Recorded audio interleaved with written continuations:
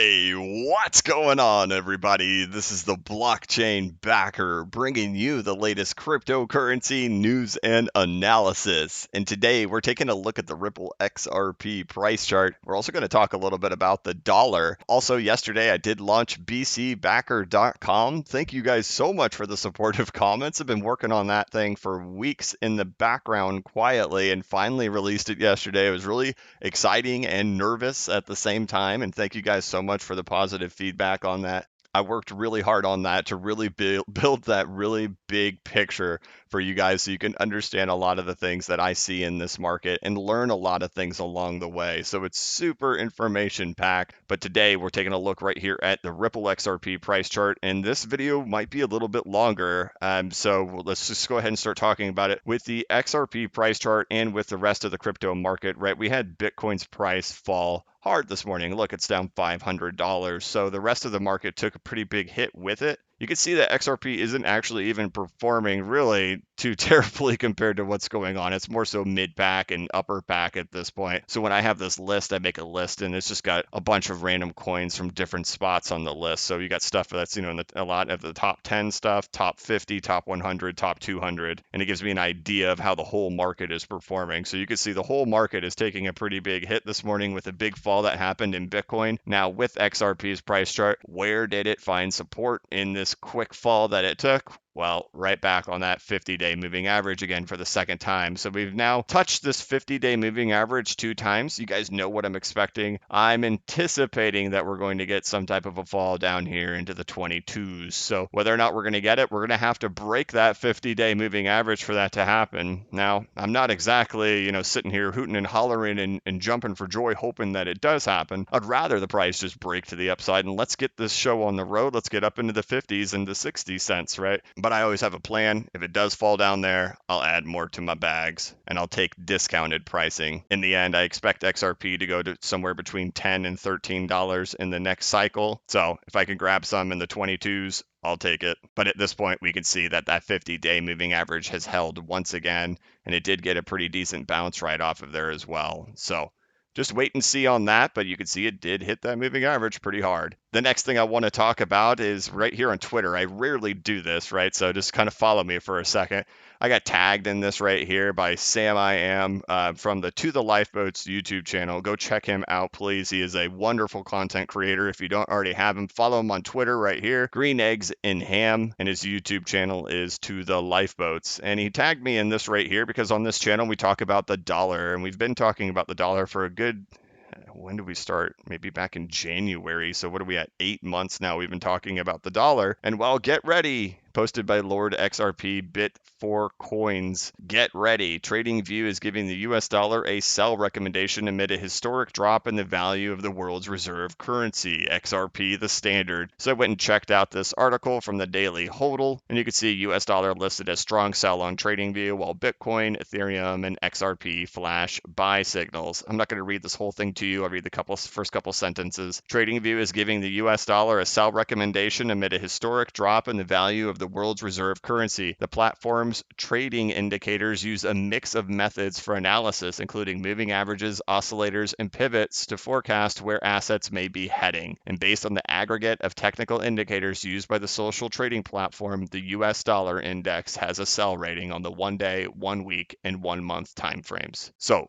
what it's talking about is right down here. So if you're on the dollar, you can see there's going to be DXY down here in the corner. You can pull this thing up right here and scroll down a little bit, and there you go, more technicals. And you can see that it has a sell rating here while we're on the 1 week time frame. So here you go, 1 day has a sell, 1 week has a sell, and 1 month has a sell. So I'll talk about this actually for a minute here because when I was earlier in this, I used to look at this a lot, but I don't look at it really anymore. And the reason why is, okay, so here we go. We have these articles now that are talking about the bearish dollar. It's pretty much becoming bearish mainstream to talk about being bearish on the US dollar right now. But if you remember, we're talking about that back in January. We're talking about it before all this craziness of 2020 even started, right? None of this craziness had even started, and we're talking about this dollar is bearish. So it's one of those things too. When you put yourself in my shoes, I'm always trying to find those reversal points, right? It's so difficult to find reversal points, and when you're doing it, most people are going to disagree with you, whether or not it's the dollar, whether or not it's Bitcoin, whether or not it's the stock market or XRP. It doesn't matter. When you're the one who's going against the grain, people are usually going to disagree with you.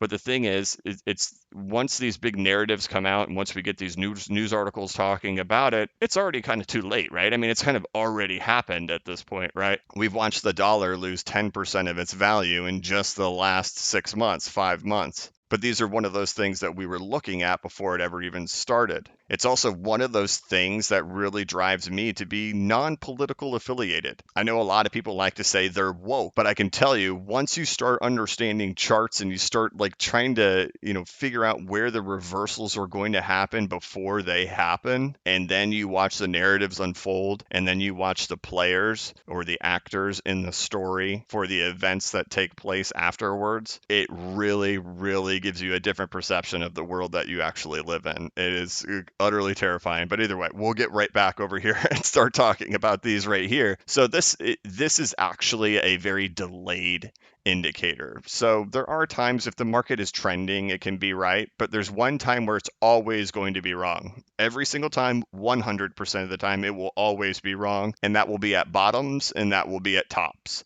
So at bottoms, it will always tell you strong sell, and at tops, it will always tell you strong buy. And that's going to be because of the oscillation in the momentum and because of the moving averages that are being broken. So in our circumstance right here on the daily time frame, we can see that all these moving averages have been broken. So it's giving us, 12 sell signals because we're below. So if you're below a moving average, it designates it as a sell. So since we're below so many of the daily moving averages and exponential moving averages, we have 12 sell points. And then so we have these shorter term time frames, the 5-day, exponential and simple, and then the whole moving average on a 9-day time frame. You have 3 of these that are in buy, so it means that it's just above those moving averages. So it doesn't actually mean buy, it just means they're above the moving average. It calculates these and it says, wow, this is incredibly off balanced. You have 12 of them that are below the moving averages, so it is a strong sell. Then as these things move closer and closer, you get back here and it just oscillates back and forth based on how many points it has for each thing. Over here on the left side, you're going to have your oscillators like your relative strength index and your stochastic RSI. And over here you have 1 sell, 8 neutral, 2 buy. So this one is pretty much neutral. It does say buy, but that's only because there's one additional point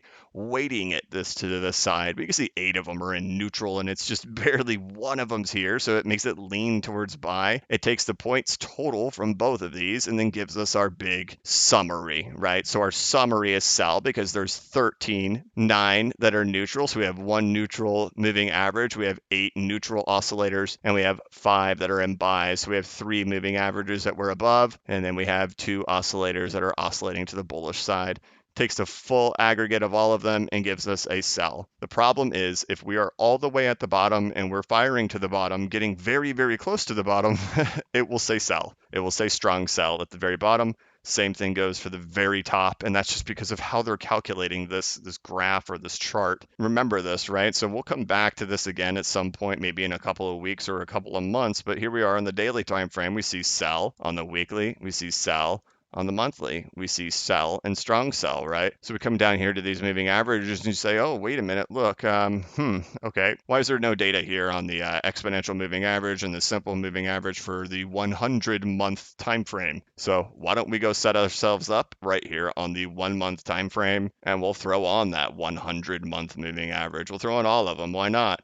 And then, wait a minute. Why is that not showing up in there?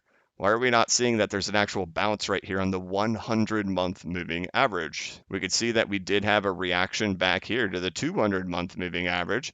Here we are right at the 100-month moving average, and we're getting sell and strong sell from TradingView's oscillating technical indicators, or at least they're compiling of, their aggregate data of all of them. If I were to say buy the DXY and take a trade on the DXY, well, that's a really that's a place where you would do it. That's a place where you would make an entry and you'd set a stop loss on it. So you'd enter in down here, you'd target probably the next moving average, and then you'd set a stop loss just below the moving average, right? This isn't a place where I would consider, hey, you need to strongly sell right on top of the 100-month moving average. But that's not what the oscillator is telling you or what the technical indicator that's compiling all that data with TradingView. So it's one of those things to kind of take, be cautious with it. If the market is trending, it can sometimes be right, but you always want to check the data yourself too, just to make sure. So what does that mean, right? So what would happen if the dollar did bounce right there and it just moved right back up to that 50-month moving average? Well, maybe that's where we finally get that thing that we've been talking about over in crypto, right? Where we see Bitcoin go to $9,500, we see XRP go to 22.5 cents, and most likely we see some type of pullback in the stock market. In the long run, my expectations are that the dollar is actually going to fall much lower. So here, I'm going to take this off of here. And this is what we've really been talking about since January, is that I expect that this dollar is going to be pulling back down into the 79, and I'll give it a bigger range than that. 70, I give it that range right there. 78 to 80 is where I expect that the dollar is going to fall. I'm not exactly a huge fan of this, just because I live in the United States. I've been living here my entire life. The dollar is what I've had for my whole life. And well, I'm watching it get destroyed. So that's unfortunate. But the thing is, I've positioned myself for that, right? I'm buying cryptocurrencies because I'm expecting that. I'm watching the behavior of the governments and how much money they're printing and who they're giving it to, right? So I own cryptocurrencies, I own silver, I own gold. I am here with a full expectation of the dollar collapsing on itself, especially with how much money we've printed lately. If you aren't familiar with why we talk about the dollar, well, it's because the last time that the dollar fell on itself back in 2017, so from January of 2017 to January of 2018 is when we had our cryptocurrency bull run. So we've noticed that as the dollar is losing value, that cryptocurrency gains in value at the same time, which whether or not whether or not you believe it, it has happened right here, right? I mean, the dollar's lost 10% and cryptocurrencies on average have gone up about 250%. But this all comes back to understanding the big picture, right? If you can't see this, right? If you suddenly think, like, do you see some future where the dollar is just going to be the strongest currency? I don't see that at all. All the technicals tell us that it's going to collapse on itself, and all of the fundamental behavior by the Federal Reserve and the government working in unison to print as many dollars as they can to inflate the stock market and give an illusion, right? Whether you believe that or not, there's a complete illusion of a performing stock market. I've shown these charts here on my channel before. On the left side, you have the Dow Jones Industrial Average. This is the one that CNBC is always talking about. This is the one that the government's praising, that they're doing such a great job with America by pointing to that chart right there on the left side, and that's the Dow Jones that is measured in US dollars. On the right side, you see the Dow Jones Industrial Average against silver versus the old currency that the United States used prior to 1965. I see a major problem there. I see a stock market that topped back in 2001, and it didn't even bounce back in 2009 when, that's where you see that this big bounce right here occurred. Look at this huge reversal that took place in the stock market in 2009. Where's that reversal here? There was no reversal until 2011. So why did we have a reversal back in 2009? Because we depreciated the dollar, gave a false illusion of an incredibly performing stock market, which is why the housing market didn't really recover until like 2012 or 2013. I remember living during that time. I remember watching my neighbors disappear in the middle of the night, seeing the blinds were gone. The moving trucks came and they got all their stuff out so none of their neighbors would see them leave. Why did that not happen after the market recovered? And that's because the stock market, it's because the economy didn't really recover. It gave a false illusion of an economy that was recovering. So while this looks all fine and dandy right now, what are they doing? They're devaluing the dollar to make it look like the stock market is doing well and the economy is doing well. Meanwhile, small businesses are getting absolutely hammered right now while they're giving free money to corporations. Over here, you can see when the stock market hit its top back in 2001, then it hit its bottom back in 2011. Where has it retraced to? What was this entire move between 2011 to 2018? You can see it was just a retracement. We were just retracing to 702. So the only way that they're going to get the stock market to go up even higher is if they devalue that dollar even more. Otherwise, that whole thing's going to come crashing down on itself if that dollar is going to gain a bunch of value. Do I think that's possible one day? It could be one day. Seems unlikely, though. It seems like the real decision we're all making here is to add on trillions and trillions and trillions of dollars of debt with no way to pay it back. And we're just going to keep printing money, printing money, printing money. And if we ever do decide to pay it back, how would you do it? You'd go to the printing press and just print $27 trillion and pay the debt off and depreciate the dollar and be done with it. But that brings me back to talking about digital assets and why I'm in here. I see this big picture, right? In the course that I launched yesterday, we talk about the whole big picture of cryptocurrency in general and how I have extremely strong conviction that this market is going to the upside. And every single video builds on top of itself to present that to you, to have the big, huge picture at the end. So by the end, you have that complete aha moment. If you just understand that the US dollar is in such a world of hurt long term, I don't see how you can't have that bullish outlook for gold, silver, and cryptocurrency at the same time. So any type of fluctuations that come in this market, I always revert back to, what? That dollar still has a long ways to go to the bottom, and there doesn't seem to be any type of behavioral changes that are taking place between the Federal Reserve and the US government to operate any differently. It seems like the printing press being on full blast seems to be the right answer for them. So, all right, that was kind of a rant, huh?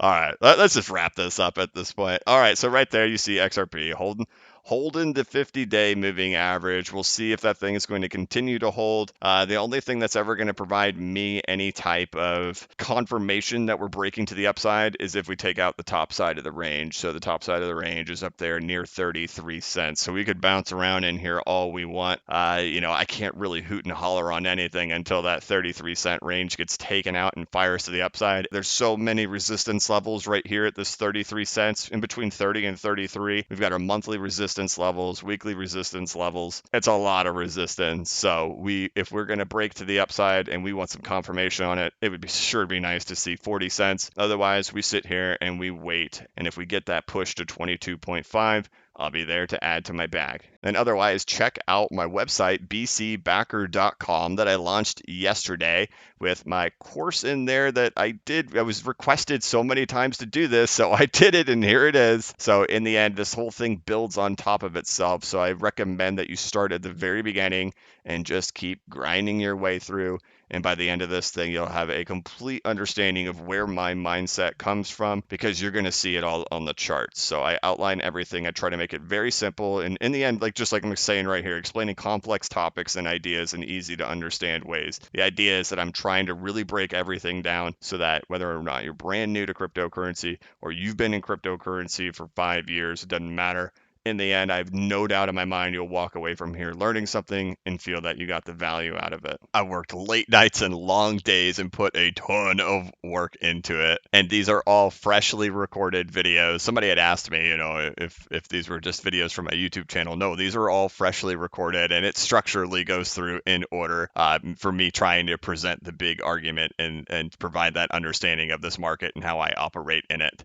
And of course, I tried to price it at a no-brainer price, which is way less than what similar, and really I've never seen a course that is like mine, so it's unique in its own way. But I way under priced it in the market because I wanted as many people to have access to it as possible. And of course, for you at the end to say, holy moly, that was insane, that was $39. And whenever your mom texts you and says, how do I buy some XRP or some Bitcoin or something, you say, hey, go watch this first. So that was the idea of the extremely low pricing, is that hopefully most of you guys can afford that. And then anybody new that comes in, I hope that it has exceeded your expectation, that you recommend it to other people too. I posted about it on my Twitter yesterday. Thank you guys so much for all the tweets and retweets and likes. And I was just overwhelmed with support. That was crazy. I appreciate it, you guys. So you could follow me over here on Twitter at bcbacker. You could check out my website, bcbacker.com. Of course, there is a link in the description of this video to bcbacker.com, and I want to thank you guys so much for watching my channel. If you could, please like this video and give it a thumbs up. If you're not subscribed to the channel, please subscribe and hit the notification bell so you can be notified of when I create new content and when I go live. As always, this is not investment advice, and I am not a financial advisor.